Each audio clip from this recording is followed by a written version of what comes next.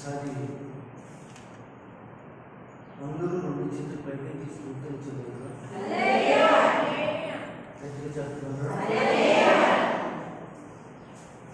ఈరోజు వాక్యం చదువుతాం. మరి నేను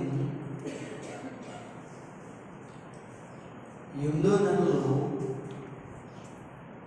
నేను ఒక వాక్యాన్ని మీకు, ఒక అంశాన్ని మీకు చెప్పాను. నాకు మీతో లేదు.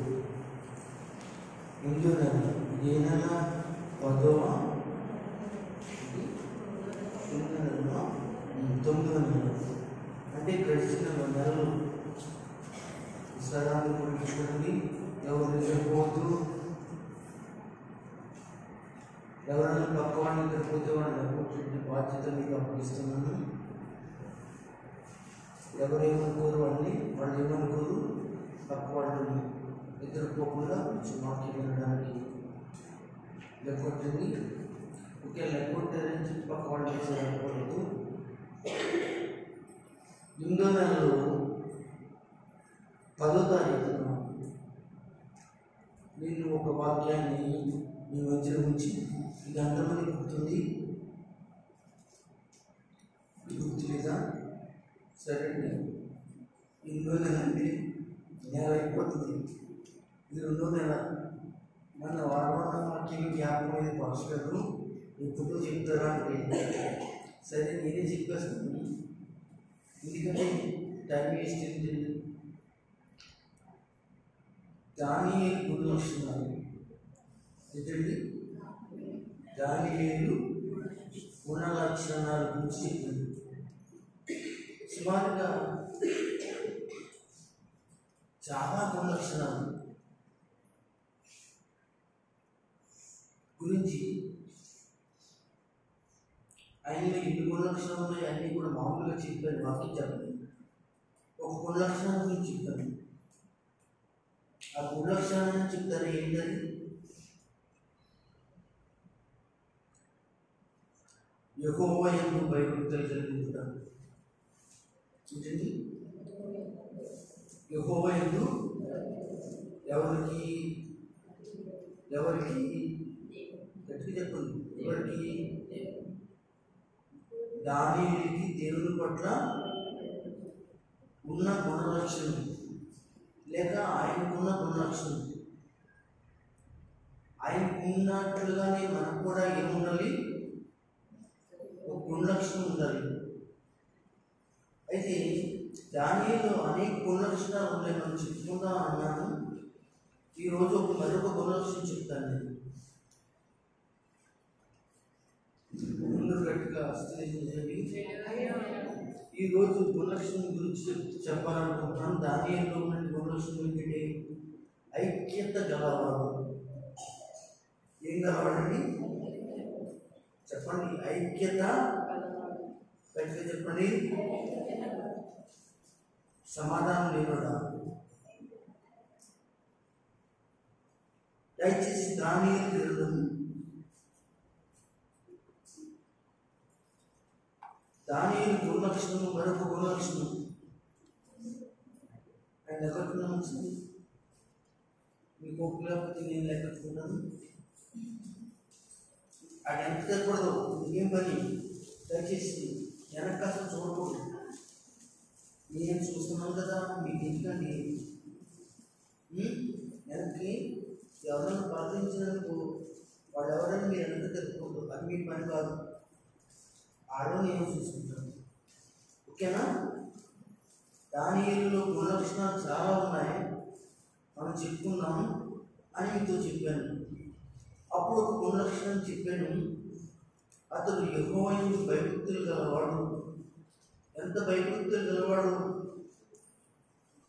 వాక్యం నుంచి మనం నేర్చుకున్నాం. అయితే మరొక గుణలక్షణం ఈరోజు చెప్పాలనుకుంటున్నాను. ఏంటి ఆ గుణలక్షణం అంటే?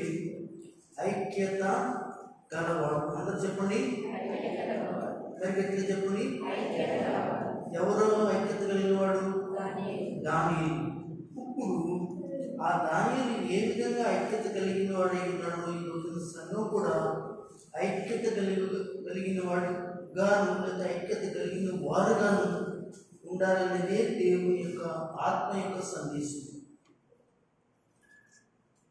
అందరూ దేవుని స్తోత్రం చెప్పండి. దానియేలు గ్రంథము 2వ అధ్యాయం. అందరూ బైబిల్ తీసి చూడండి. ఇది వాక్యం వింటేనే మీకు ఉత్సాహం వస్తుంది. 2వ అధ్యాయము 17-18 వస్తువులు కొంతమంది తెలుగు వాళ్ళు గట్టిగా చెప్పండి. అప్పుడు దానియేలు తన ఇంటికి పోయి తన స్నేహితులైన అనన్యాకును మికాయేలును అజర్యాకును సంగతి తెలియజేసి తాను తన స్నేహితులను బబులోనులో తగిన జ్ఞానులతో కూడా నశింపకుండునట్లు ఆ కల యొక్క మర్మ విషయంలో పరలోకమందున్న దేవుని వలన కటాక్షం పొందు నిమిత్తమై ఆయనను వేడుకుంటకు ఆయనను ప్రార్థన చేయుటకు వారిని హెచ్చరించెను. దేవునికి స్తోత్రం. ఆమేన్. ఇక అర్థమైన వాక్యం ఇక్కడ దానియేలు అనేటటువంటి కనపడుతున్న అతనున్న గొప్ప లక్ష్యం అంటే ఐక్యత.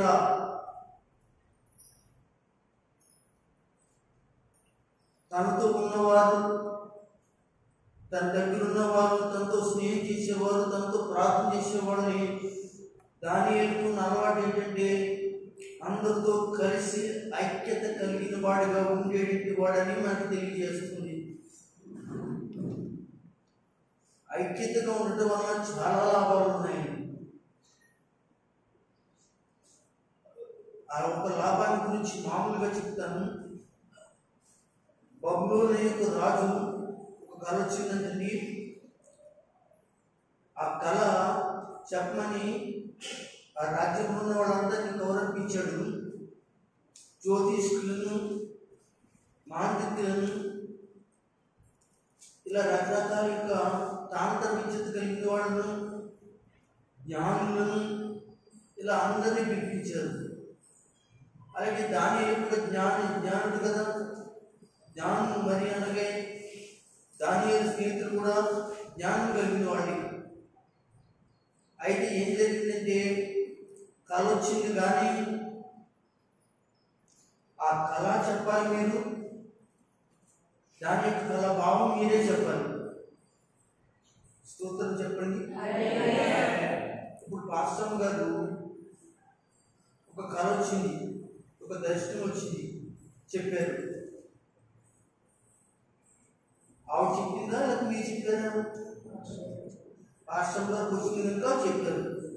అలాగంటలేదు, నాకు వచ్చింది, దాని భావం ఏంటి చెప్పంటే, ఇప్పుడు ఆ కళ భావం, పాస్టర్ గారికి వచ్చిన కళ భావం, ఇద్దరు వచ్చారు.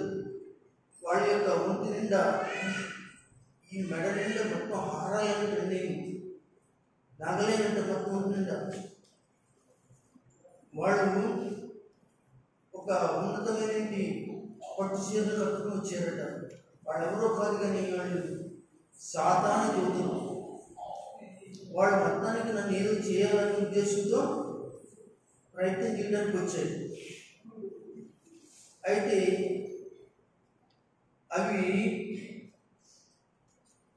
నా జోలికి రాకుండా ఉన్నట్లు దేవుడు తన దూత నా వెనకాలే ఉంచాను అని చెప్పడానికి పాస్టర్ గారికి చూపించాడు. దేవుడికి స్తోత్రం. అవునండి, దేవుడు నాకు ఎప్పుడు దూత ఉంటుంది తన దగ్గర. నేను ప్రార్థన చేసినప్పుడు కూడా దూత ఆ ప్రార్థన పట్టుకెళ్ళింది. ఇప్పుడు ఆవిడ కళ వచ్చింది, దాని భావాన్ని చెప్పాను లేదు.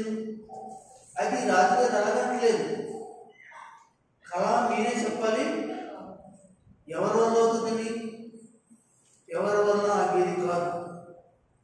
ఆ పరిస్థితిలో చెప్పలేని పరిస్థితులు ఉంటే ఆ బబులోను దేశంలో నుండి మాంత్రికులు, తాంత్రికులు,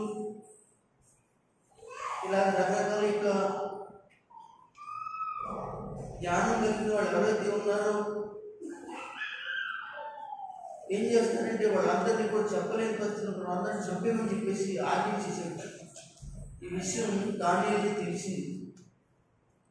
అప్పుడు చంపడానికి వెళ్తున్న వ్యక్తితో నాకు కొంచెం టైం ఇవ్వండి,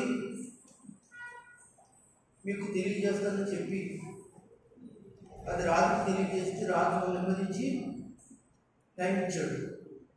అప్పుడు జరిగిన విషయం ఏంటంటే దానియేలు తన స్నేహితుల దగ్గరికి వెళ్ళి ఇలా రాజాజ్ఞ వచ్చింది కనుక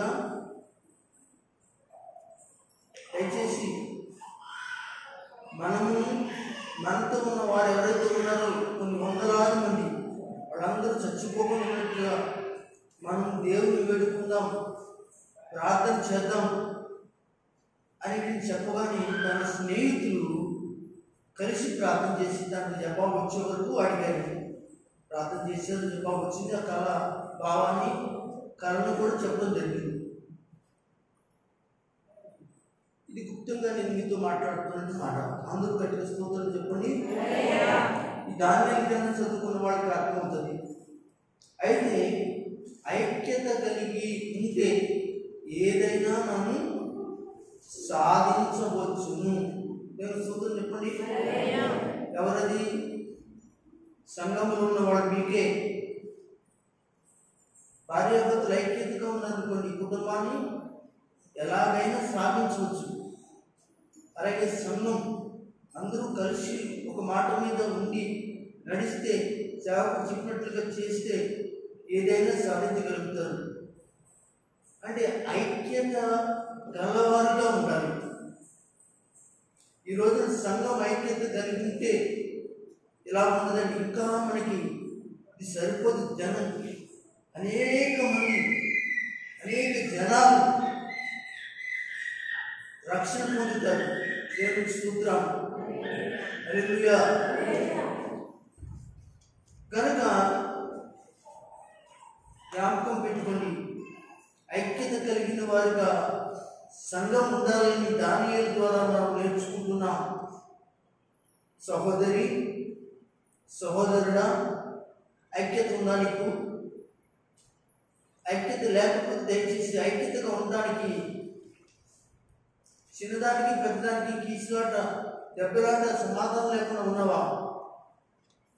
ప్రతి చిన్నదానికి మనం కీసులాడుకోకూడదు. సంఘంలో కీసులాడుకోకూడదు, కుటుంబంలో కీసులాడుకోకూడదు. అనగా ఎక్కడైనా సరే మనం సమాధానం కలిగిన వారుగా ఉండాలి. దేవుడు సమాధానానికి కర్త అని బైబిల్ చెప్పింది కనుక ఈ రోజున సంఘంలో, సంఘ అభివృద్ధిలో, సంఘ పరిచర్యలో, సంఘ కార్యక్రమాల్లో, సంఘ ప్రార్థనలో ఐక్యత కలిగిన వారుగా మీరందరూ కూడా కలిసి ఉండి కార్యక్రమాలు నడిపించుకుంటున్నారా? నడిపించుకోవడానికి సిద్ధపడుతున్నారా? దానియేలు వలె భక్తులని, దానియేలు వలె నేను దానియేలని పేరు పెట్టుకుని ప్రార్థన లేకపోతే ఎలాగండి? ఐక్యత లేకపోతే ఎలాగండి? భయభక్తి లేకపోతే ఎలాగండి?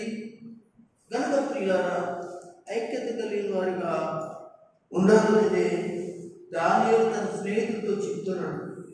ఈ 2వ అధ్యాయం దానియేలు 17-18 వచనాల్లో వారు ఐక్యత కలిగి దేవుని వేడుకున్నట్లుగా మనకి కనపడుతుంది. 18వ వచనం రాస్తూ ఆయనను వేడుకుని వారిని హెచ్చరించెను. అదండి, హెచ్చరించాలి.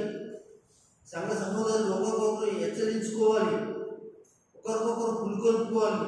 వెళ్దాం రా ప్రార్థనకి, వెళ్దాం రా ప్రార్థిద్దాం, వెళ్దాం రా రక్షణలో పడిపోయాం, ఆత్మీయంగా పడిపోయాం, మొన్న అందరూ కలిసి వెళ్దాం, అందరూ కలిసి మనం ప్రార్థన చేద్దాం. ఐక్యత అనేది ఎప్పుడైతే ఒక గొప్ప ఉజ్జీవాన్ని తీసుకొస్తుంది. ఐక్యత అనేది పరిశుద్ధాత్మ చేత నింపబడతారు. ఐక్యత అనేది పరిశుద్ధాత్మ యొక్క కలయికలో ఏకమై దేవుని కొరకు బ్రతుకుతారు. కనుక ప్రియమంటి వారు దయచేసి దేవుని వాక్యాన్ని మీరు గమనించి ఐక్యత గలవారుగా ఉన్నారా లేదా ప్రశ్నించండి. ఉంటున్నావా ఐక్యత కలిగి? లేకపోతే ఐక్యత కలిగి ఉండాలని దేవుడు చెప్పినప్పుడు ఐక్యతగా నేను ఉండను అని అంటున్నావా? అలా లేకపోతే దేవుడు నీతో ఉండడు. నీ ప్రార్థన ఆయన ఆలకించడు. ఆయన నీ ప్రార్థనకు సమాధానం ఇవ్వడు. చూడండి, వీళ్ళందరూ ఐక్యత కలిగి ఉన్నారే కనుక, వీళ్ళందరూ ఐక్యత కలిగి ప్రార్థన చేశారు కనుక కార్యం చూశారు. మనం ఇంకా కొంచెం ముందుకు వెళ్దాం. ఆదికాండం 3వ అధ్యాయం తెరవండి.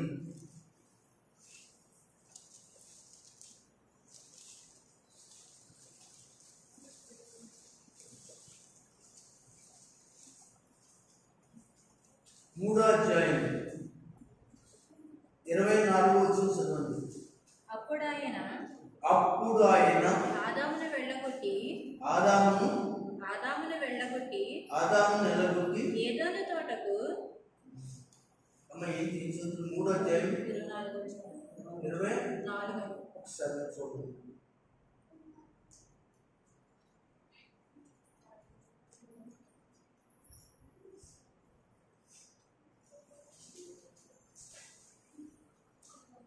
అమ్మ 2వ అధ్యాయం 24 చదవండి. కాబట్టి 3వ అధ్యాయం కాదు, క్షమించండి, 3వ అధ్యాయం కాదు, 2వ అధ్యాయం 24 చదవండి. కాబట్టి పురుషుడు తన తండ్రిని తన తల్లిని విడిచి తన భార్యను హత్తుకొనును వారు ఏక శరీరమై ఇందురు. ఆగండి, ఇక్కడ మనకు కావాల్సిన పాయింట్ ఏంటంటే ఏక, అందరూ చెప్పండి, ఏక శరీరులు. గట్టిగా స్తుతించండి. ఏ శరీరులండి? సంజయ్ గారు పక్కన కూర్చుంటారు. మీరు ఒకసారి జ్ఞాపకం చేసుకుంటూ ఉండాలి. ఆయన పక్కన అందరూ గట్టి స్తోత్రం చెప్పండి. ఏక శరీరులు అంటే ఐక్యత కలిగిన వారు.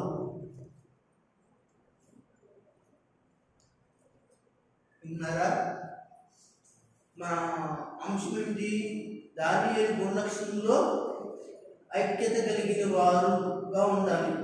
అది దానియేలు ఐక్యత కలిగిన వాడు.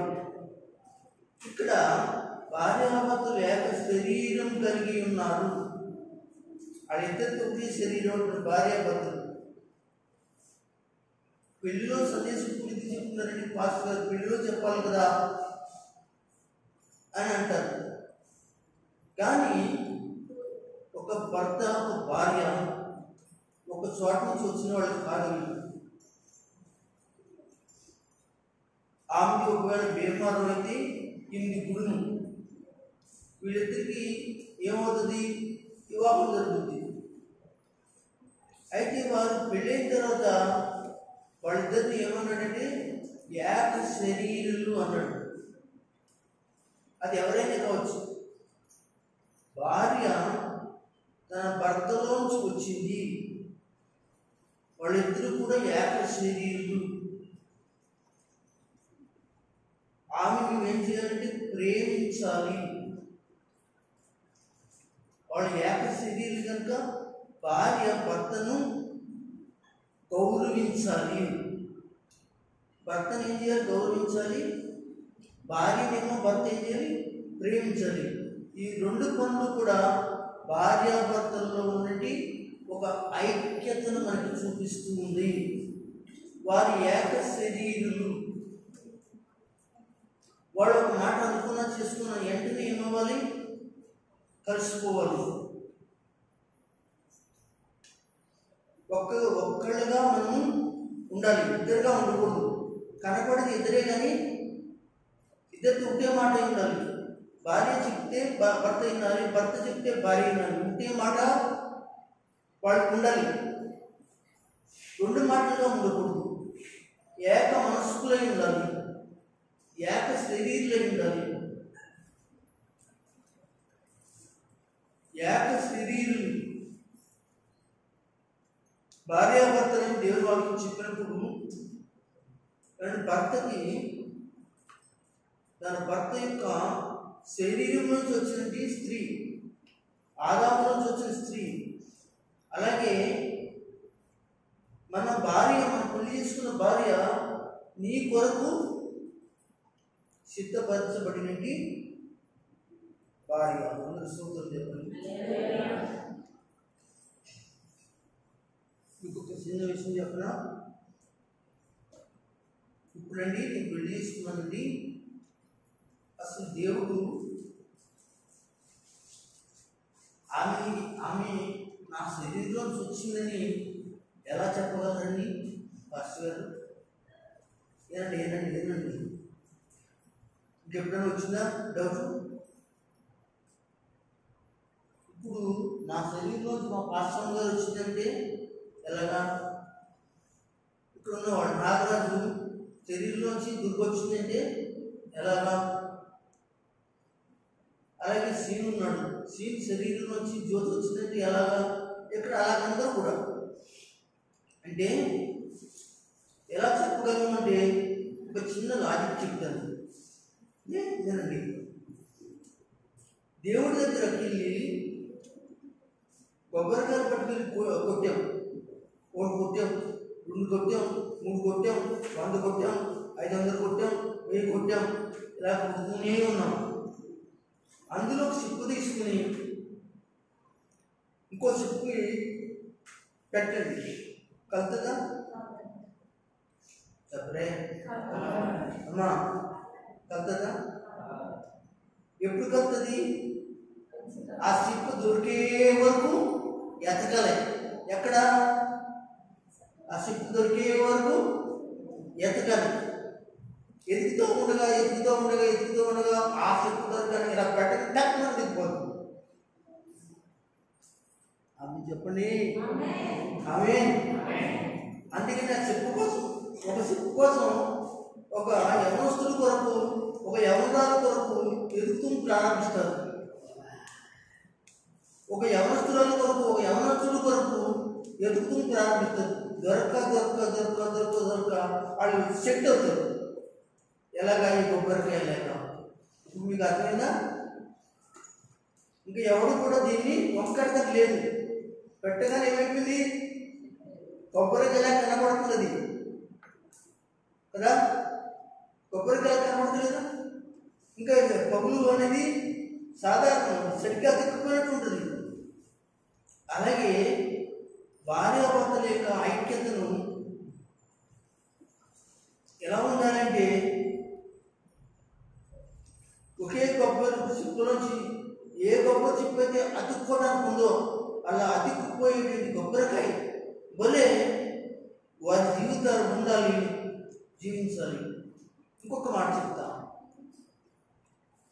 భార్య, ఇదంతా కూడా ఐక్యత గురించి చెప్పాను. భార్య నీ శరీరం నుంచి వచ్చింది. నువ్వు మంచి బట్టలు కట్టుకోవాలనుకున్నావు, మంచి పౌడర్ రాసుకోవాలనుకున్నావు, మంచి భోజనం చేయాలనుకున్నావు, ఏనండి మంచి అత్త కొట్టుకోవాలనుకున్నావు, మంచిగా తగ్గుకోవాలనుకున్నావు. ఇలా నీ శరీరం కొరకు ఏదేదో చేసుకున్నావు. ఏనాలి ఈ శరీరం కొరకు, ఎవరి శరీరం కోసం చెప్పండి, చెప్పండి. ఎవరి శరీరం? మీరు కాదు, మా శరీరం కోసం, మగవాడి శరీరం కోసం చెప్తున్నాను. అయితే ఎవరి శరీరం కోసం ఎన్ని సౌకర్యాలు చెప్పనే? తినే విషయంలో, పెళ్ళి వేసుకునే విషయంలో, ట్యాబ్లెట్ వేసుకునే విషయంలో, ఆరోగ్య విషయంలో ఇంతగా నా శరీరానికి మరి కోసం నేను ఇంత జాగ్రత్త పడుతుంటే, మరి నీ భార్య నీ శరీరం నుంచి వచ్చింది కనుక అది నీ శరీరం కదా? ఎస్సాను చెప్పండి.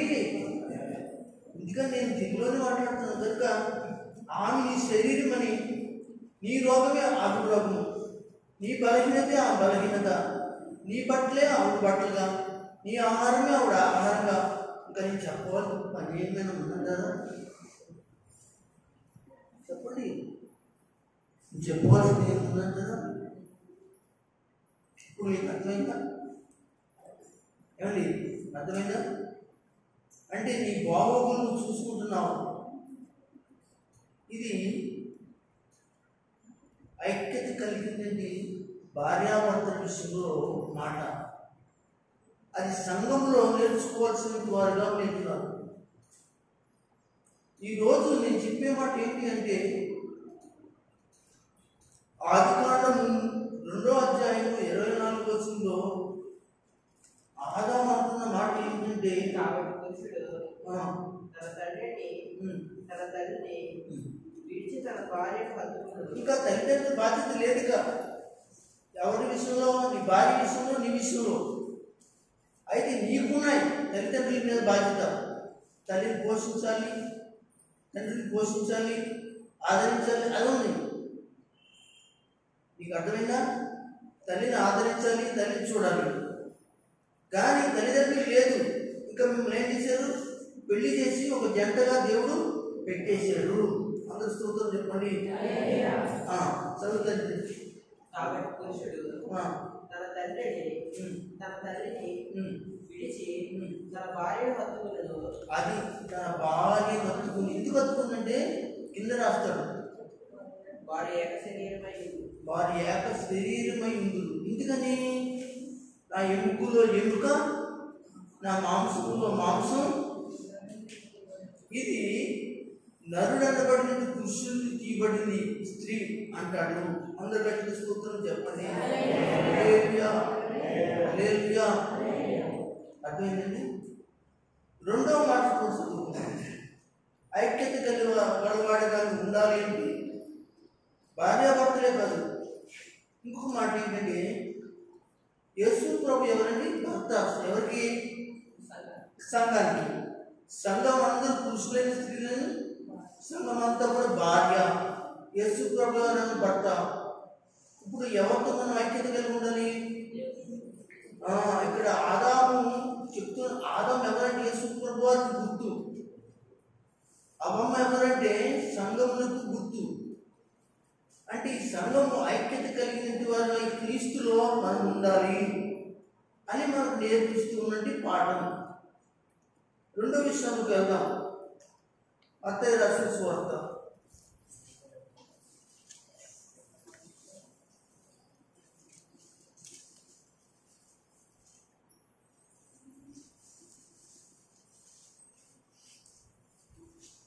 18వ అధ్యాయం. అందరూ జాగ్రత్తగా వినండి. 18వ అధ్యాయము 19వ వచనం చదువుతుంది. మరియు మీలో ఇద్దరు తాము వేడుకును దేని కూర్చును భూమి మీద ఏకీభవించిన ఎడల ఐక్యత ఉండిన ఎడల, భూమి మీద ఐక్యతగా ఉండిన ఎడల అది పరలోకమందున్న నా తండ్రి వలన వారికి దొరుకుని నీతో నిశ్చయముగా చెప్పుచున్నాను. దేవునికి స్తోత్రం. ఇద్దరు కానీ, ముగ్గురు కానీ, నలుగురు కానీ, సంఘం అంతా కానీ భూమి మీద ఏకీపించాలి. ఏనండి ఏకీపించడం అంటే? ఇక చూడండి, ఒకరి పక్కన ఒకరు కూర్చోడం, ఒకరి పక్కన ఒకరు కలిగి ప్రార్థన చేయడం, అందరూ కూడా కలిసి ప్రార్థన చేయడమే ఏకీపించడం. భూమి మీద ఎవరైతే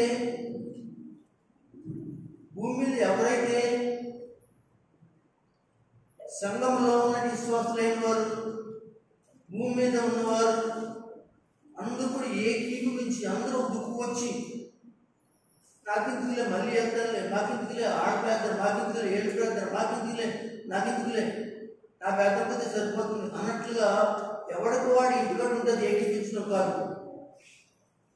అలాగే అందరూ సంఘమంతా కలిసి ఒక బుక్కి చేరి ప్రార్థన చేస్తే అది పరలోకమందు చదవండి, భూమి మీద ఏకీభవించినటువంటి ప్రార్థన ఏమవుతుంది? వాళ్ళకి ఆ ప్రార్థన ప్రతిఫలం దొరుకుతుంది. దేవునికి స్తోత్రం. అందుకే ఐక్యత కలిగిన వాడు ఎవరున్నారు? గట్టిగా చెప్పండి. ఐక్యత కలిగిన వాడుగా దానియేలు ఉన్నాడు. ఇంకా కొంచెం ముందుకు వెళ్దాం. న్యాయాధిపతుల గ్రంథం చూద్దాం.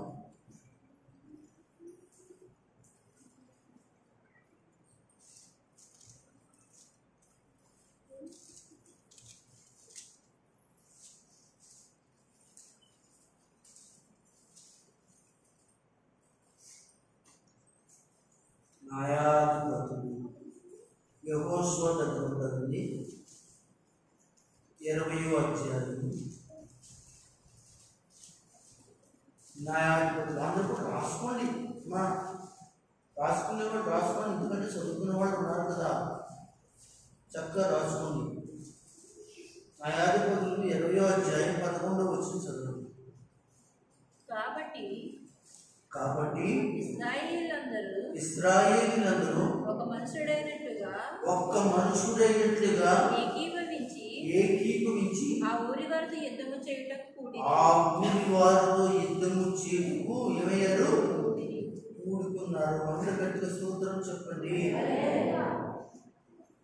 ఇది ఎవరంటే ఇశ్రాయేలు సంఘం. ఇశ్రాయేలీయులకు కొన్ని లక్షణం ఉందండి. కాబట్టి ఇశ్రాయేలు అందరూ కూడా ఒక్క మనుషుల్లాగానే అందరూ కూడా ఎక్కారండి. ఏకీభవించి ఎక్కడికి వెళ్ళారు? యుద్ధానికి వెళ్ళారండి. మనం కూడా యుద్ధానికి వెళ్ళాలి. ఎవరి మీదకి? సాతాను మీదకి, బలహీనతల మీదకి, అవసరతల మీదకి మనం ప్రార్థన ద్వారా సిద్ధపడాలి. మనకు కూడా ఒక పోరాటం ఉంది. మనం కూడా యుద్ధం చేయాలి. సంఘం ఈ లోకంలో దురాత్మల చేత, అంధకార శక్తుల చేత నిలబడి లోకాన్ని మనం రక్షణను నడిపించడానికి, దేవుడికి నడిపించడానికి మనం కూడా యుద్ధం చేయవలసిన వారిగా ఉన్నాం. అయితే సంఘం అంతా కూడా ఒకే మనిషిగా ఉండాలి. ఏమంటే మిలిటరీ ఎప్పుడైనా మీరు చూశారో లేదో, వారు వరుసగా నుంచుంటే వరుసగా ఒక 100 మంది నుంచున్నారు అనుకోండి, ఎదరి చూస్తే 100 మంది కనపడరు. ఎవరు కనపడతారు చెప్పాలి? ఒక నుంచున్నటువంటి ఎదర వెనకాలతో 100 మంది 99 మంది కూడా కనపడరు. అంటే ఒకే మనిషిగా కనపడతాడు. అంటే అంత యూనిటీ అన్నమాట. కనుక నీ జీవితంలో ఆ యూనిటీ ఉందా? ఈ సంఘంలో ఈ సహోదరుతో యూనిటీ ఉందా? తెయ్యమంటే కైమంటావు, కైమంటే తెయ్యమంటావు. ఆమె అలాగంటావు, ఇది ఇలాగంటావు, వాడు అలాగంటావు. సంఘంలో అది ఇది అంటావు, అది అది అంటావు, అది ఇది అంటావు. సంఘంలో ఎక్కడ ఉంటుంది ఐక్యత? ఎక్కడుంటుంది సమాధానం? దయచేసి దేవుని బిడ్డలు మారారా? ఎంతకాలం మారకుండా జీవిస్తారు మీరు?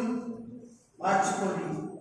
అది ఎవరి కొరకు అంటే మీ కొరకు, దేవుని విషయంలో దేవుని పరిచర్య కొరకు మార్చుకోండి.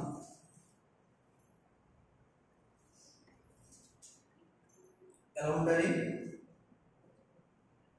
గంగమ్మ గారు ఎలా ఉండాలి? ఇశ్రాయేలు అందరూ కలిపి ఒక్క మనిషిగా కనపడుతున్నాడంట. అందరూ మనిషి కనపడట్లేదంట. అప్పుడే బలం వస్తుంది కదా, చెప్పలేండి. అప్పుడే కదా బలం వస్తుంది. అప్పుడే కదా మనం నమ్ముతాం. మన చిన్నప్పుడు మనం చదువుకున్నాం, పులి మేక, ఆవు పులి కదా, కథలు విన్నాం కదండి. 4 ఆవులు అడుగులో మెరుస్తూ ఉన్నాయి. దాంతో ఒక పులి ఎవరు పులి కూడా తిరుగుతుంది. చాలా స్నేహంగా ఉన్నాయండి. క్షమించండి, అలా కాదు. 4 ఆవులు ఉన్నాయంటండి. 4 ఆవులు స్నేహంగా ఉన్నాయంటండి. ఈ 4 ఆవుల్ని ఈ పులి తినేయాలనుకున్నదండి. అయితే ఇవి తినడానికి వచ్చినప్పుడు ఈ 4 కలిపేసి ఒకటిగా అయ్యి తెగ పూచేసి అంటండి. ఇంకా దరిదాపు వచ్చేది కదండి. అంటే ఐక్యతలో ఉన్న విషయాన్ని జ్ఞాపకం చేస్తుంది ప్రియమైన దేవుని సంఘంలో. అయితే అప్పుడు ఏం జరిగిందంటే, ఏం జరిగిందో తెలియదు కానీ మొత్తానికి ఆవులో ఎడమపోయింది. ఎడమపోయినప్పుడు ఎవరు వస్తారండి? మధ్యలోకి సైతాన్ కూడా వచ్చి ఏం చేస్తారంటే మిమ్మల్ని అందరూ ఒప్పుకొని లాక్కెళ్ళిపోతారు. అలాగే అన్ని ఊదుతూ ఉండవలసిన ఆవులు ఒకటి తూర్పుకి, ఒకటి పడమటికి, ఒకటి ఉత్తరానికి, ఒకటి దక్షిణానికి అన్నట్టు 4 ఏపులకి 4 ఆవులు ఆ మేత మొదలెట్టినాయండి. అది దొరికిందండి ఎవరికి? శత్రువుకి, పులికి. ఓ దాన్ని పట్టుకుంది, రక్షించమని అరిచింది. నాకే దిగులేకుందండి. అలా అనుకోకూడదండి. ఎందుకంటే నీకు కూడా అలాంటి రోజు వస్తుందని మనం వెళ్ళాలి. ఏం చేయాలి? కలిసి ఎక్కించి మనము ఆదుకోవాలి అనేటువంటి విషయం మనకు ఉండాలని పాఠం నేర్పిస్తుంది. అది అయిపోయింది ఒకటి. రెండోది కూడా అంతే, మూడోది కూడా రాకెళ్ళిపోయింది. నాకు మిగిలే అన్ని ఊరుకుంది, ఎన్ని మిగిలి ఒకటి మిగిలింది, ఒకదాన్ని కూడా. అయితే ఈ 4 కలుసున్నప్పుడు బ్రతికి ఏవైనా చేయగలిగింది కనుక ప్రియులారా, ఇదిగో ఇక్కడ మీకు నేను చెప్పే మాట ఏంటంటే, ఆ ఇశ్రాయేల్ అందరూ కూడా ఒక్క మనిషిగా, ఒకే వ్యక్తిగా మాట, ఒకే నడవడి, ఒకే ప్రవర్తన, ఒకే మాట, ఒకే తీర్పు, ఒకే విధానం, ఒకే పద్ధతి, ఇంకా వాళ్ళు మార్పు లేదు కాదు. అలాంటి పరిస్థితి ఉంది కనుక వెళ్ళిన చోటల్లా కూడా వాళ్ళు ఏం చేసుకుంటున్నారు? జయం పొందుకొస్తున్నారు. సంగమా అని చెప్పేది ఏంటంటే, మీరు కూడా సంఘంలో అలాగా ఒకే మనిషిగా, ఒకే వ్యక్తిగా సంఘంలో ఐక్యత కలిగి అందరూ కలిసి ఒకే మాట మీద ప్రార్థన చేస్తే వందలాది మందిని ప్రభు దగ్గరికి మనము సాతానుతో యుద్ధం చేసి మనం నడిపించగలము. ఆమె చెప్పండి, చెప్పండి. శబ్దం చేయమం అనేక మంది నడిపిస్తాం. ఇది లేక మనము ఐక్యత లేక మనం ఏం చేస్తామంటే, ఐక్యత లేకుండా వదిలిపెట్టండి. ఐక్యతంగా లేకుండా చేయడానికి ఇక్కడ మాటలు, అక్కడ మాటలు, అక్కడ మాటలు, ఇక్కడ మాటలు, అక్కడ మాటలు, ఇక్కడ మాటలు చెప్పేది పుస్తకములు, ముచ్చట్లు చెప్పేవాళ్ళు సంఘాల్లో, మన సంఘంలో కాదు, ఏ సంఘంలో అయినా సంఘాల్లో తయారైపోయారు. అది కూడా చాలా చెడ్డ ఆలోచన. అవి మానేసుకోండి. దేవునికి తగినట్లుగా జీవించమని ప్రార్థిస్తున్నాను, మనం చేస్తున్నాను. దేవుని చిత్తం ఏంటో తెలుసుకోవాలి. ఏమండి, మన మంగళవారం దైవ చిత్తం ఏంటో అనే అంశం మీద చెప్పాను. ఇంకా చాలా వారాలు చెప్తాను. ఎంత చక్కటి వర్తమానం తెలుసండి. మీరు కొట్టండి వీడియో. దైవ చిత్తం అనగా మనమేం చేయాలి అనే అంశం మీద చెప్పాను. చాలా సత్యాలు చెప్పానండి. ఈ చాలా సత్యాలు ఇంకా ఉన్నాయి. అది తెలుసుకోండి. చక్కగా ఐక్యతగా మీరు ఉండమని తెలియజేస్తున్నారు. మరొక మాట చెప్పుకున్నాం. అపోస్తలుల కార్యం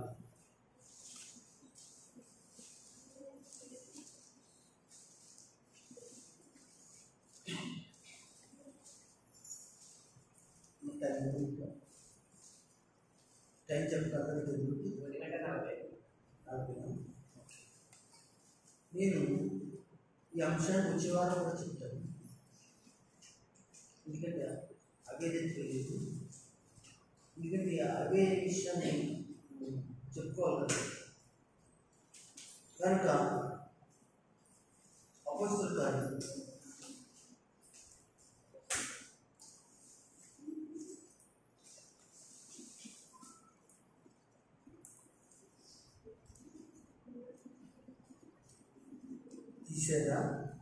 5వ అధ్యాయంలో రండి.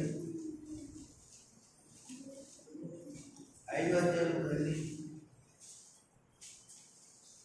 1-2 వచనాలు చదవండి. అననీయ అను ఒక మనుషుడు తన భార్య అయిన సఫీరాతో ఏకమై పొలమమ్మెను. అది ఏకమై అంటే ఐక్యతై, ఏకమై. అపోస్తలుల కార్యం 5వ అధ్యాయం 3-2 వచనాలు. అననీయ అను ఒక మనుషుడు తన భార్య అయిన సఫీరాతో ఏకమై పొలమమ్మెను. భార్య ఎరుకనే భార్యకి తెలుసండి. వాడు దాన్ని ఎలలో కొంత దాచుకుని కొంత అపోస్తలుల పాదం దగ్గర పెట్టారు. చెప్పండి. ఇక్కడ మనకి ఏం కనపడుతుంది? ఇప్పుడు వరకు మనం చెప్పుకున్న వాక్యాల్లో ఐక్యత కలిగిన వాడు ఎవరు? దానియేలు. సంఘాన్ని కూడా ఎలా ఉండమంటున్నాడు దేవుడు? దానియేలు ఐక్యత కలిగి మంచిగా దేవుల్లో ఎదగమంటున్నాడు. భార్యాభర్తల ఐక్యత విషయంలో మాట్లాడుతున్నాడు. రెండోది భూమి మీద ఏకీభవించి అనగా ఐక్యతగా ఉంటే పరలోకం దేవుడు మీ యొక్క కార్యం జరిపిస్తాడని చెప్పుకున్నాం. మూడవది అననీయ సఫీరాలు ఏకమవటం అంటే కలిసిపోయారు. చెప్పండి, నా యొక్క చూడగలరా? అందరూ నా యొక్క చూడగలరా? మిమ్మల్ని అడిగిన ప్రశ్నకు ఒకసారి జవాబు గట్టిగా చెప్పండి. ఏకమై అంటే కలిసిపోయారు. అదే చెప్తున్నాం. ఏకమై అంటే గట్టిగా చెప్పండి, కలిసిపోయారు. భార్యాభర్తలు, అందుకనే భార్యాభర్తల గొడవలోకి వెళ్ళకూడదంటారు కదా. నేను స్తోత్రం. ఎప్పుడైనా గట్టిని మా పాస్టర్ గట్టిగా గస్తుంది అనుకోండి, గసుతాను, పిల్లలను గసుతాను. నేను కూర్చోనండి. ఎందుకంటే వాళ్ళు మంచిగా ఉండాలి అంటే రాష్ట్రంలో మంచిగా ఉండాలి కాదు. భర్త అనేవాడు పిల్లలని భార్యను మంచి దారిలో, మంచి విధానంలో, దైవిక మాటల్లో కొన్ని ఇబ్బందులు కనపడినప్పుడు గసుతాడు, తిడతాడు, దెబ్బలాడతాడు. ఆటలో తప్ప అనవసరమైన ఆటలో తిట్టకూడదు. ఎందుకు పనికిరాడండి? చిల్లర విషయాల్లో మరి పరిస్థితుల్లో మనం తిట్టుకోకూడదు. అప్పుడు ఇలా కేకేస్తుంటే మా సిగ్గే ఉన్నప్పుడు సంగతి చెప్తున్నాం. ఇంకా మా సిగ్గు లేనప్పుడు కేకేస్తాను అనుకోండి, అప్పుడు మాధురు అంటాడు, అక్క మనకి ఇంటికే, అక్క మనకి ఇంటికే, మరి కంచేపున్నా చూడు ఏంటి, కంచేపున్నా ఒకసారి చూడు. అవును తమ్ముడా, మనకి ఎందుకు మన పక్కన కూర్చుని కూర్చుంటారు. స్తోత్రం చెప్పండి, అది చెప్పండి. ఇదిమంటారా అవుతుంటారా? అలాగని పెద్ద పెద్ద గొడవలు చేసుకోకుండా బయటికి రాకుండా భార్యాభర్తలు బయటకు వచ్చి అల్లపాలి, పిల్లలు అల్లపాలి ఉండకండి. వెంటనే వైపోవాలి భార్యాభర్తలు. అవును, వెంటనే అడగనే మా పాస్టర్ వెంటనే నేను ఆ కుమారి యొక్క మంచిది కదా, ఆ కుమారి అద్దె రకున్నాడు, ఆ సిమ్మేది అది మనం కలుపుకోవాలనుకుంటే పిల్లలు ఉన్నారు కదా, సరిపోతుంది. అది ఏం చేయాలి? అలా ఉన్నాగా మన భార్య కోపం తగ్గేటట్లుగా మనం చేసుకోవాలి. భర్త కోపం తగ్గాలంటే ఏదో ఒకటి పెట్టుకోవాలి. ఇలాంటి చక్కటి ఆలోచన సంఘంలో ఉండాలి. జ్ఞానం గల స్త్రీ తన ఇల్లు కట్టుకుంటుంది, 3 రోజులు ఏం చేస్తుంది? ఇల్లు పీక్కుంటుంది. అనుకున్నప్పుడు సరే కదండి. ఇక్కడ అననీయ సఫీరాలు అనేటువంటి వాళ్ళు ఉన్నారు. వాళ్ళ గురించి చెప్పేసి ముగించేస్తాను.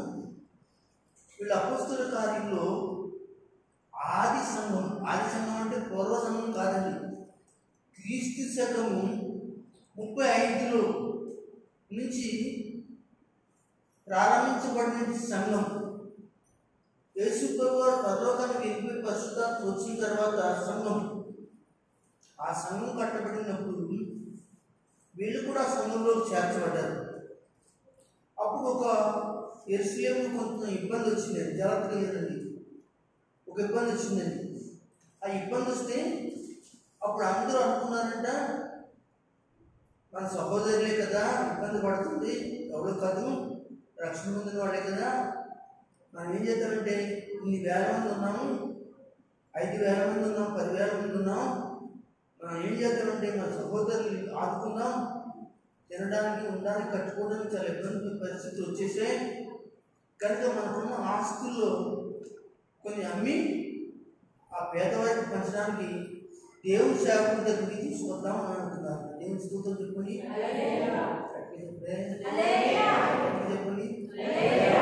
సంగమా నేను చెప్తున్నాను, ఒకసారి చూడండి. మీరు ఏదైనా చేయాలనుకోండి ఎవరితోనని మొదటిగా దైవసేవకుల దగ్గర కూర్చి దైవసేవకులతో తెప్పించాలి. అది ఎవరికి చేసినా ఇది మీకు దీవెనకరంగా ఉంటుంది.